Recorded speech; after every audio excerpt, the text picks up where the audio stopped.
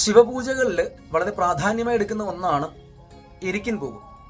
എരിക്കിൻ പൂവ് കൊണ്ട് മാല കെട്ടിയിടുന്നതും അതുപോലെ എരിക്കിൻ പൂവ് കൊണ്ട് അർച്ചന ചെയ്യുന്നതുമൊക്കെ ശിവപ്രീതികരമായ വഴിപാടുകളിൽ പ്രധാനമാണ്. എന്തുകൊണ്ടാണ് ശിവഭഗവാന് ഈ എരിക്കിൻ പൂവ് ഇത്രയധികം പ്രാധാന്യമുണ്ടായതെന്ന് അറിയാമോ? പാലാഴി മധുരവേളയിൽ കാളകൂട വിഷം വമിച്ചപ്പോൾ ലോകരക്ഷയ്ക്കായി ശ്രീ മഹാദേവൻ അത് കൈക്കുമ്പിളിൽ ഏറ്റുവാങ്ങി കഴിക്കുകയുണ്ടായി. ആ വേളയിൽ ഭഗവാന്റെ കയ്യിൽ നിന്നും ഒരുറ്റ് തുള്ളി ഈ എരിക്കിൻ പൂവിൽ വീണുവെന്ന് ഐതിഹ്യമുണ്ട്.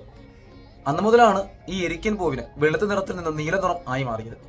ശിവപുരാണത്തിലും ശ്രീ മഹാഭാഗവതത്തിലുമൊക്കെ ഈ ഐതിഹ്യം നല്ല രീതിയിൽ പ്രതിപാദിക്കുന്നുണ്ട്. ഈ എരിക്കിൻ പൂവിന്റെ മാല കെട്ടിയിടുന്നതും അർച്ചന ചെയ്യുന്നതുമൊക്കെ ശിവപ്രീതികരമായ അനുഗ്രഹം നേടുവാൻ വളരെ പ്രാധാന്യമുള്ള വഴിപാടാണ്. ഈ എരിക്കിന്റെ പേരിൽ കരകമാല കെട്ടി ഗണപതി ഭഗവാന് ചാർത്തിയാൽ ഉദ്ദിഷ്ടകാര്യം സാധിക്കുമെന്നുമാണ് വിശ്വാസം.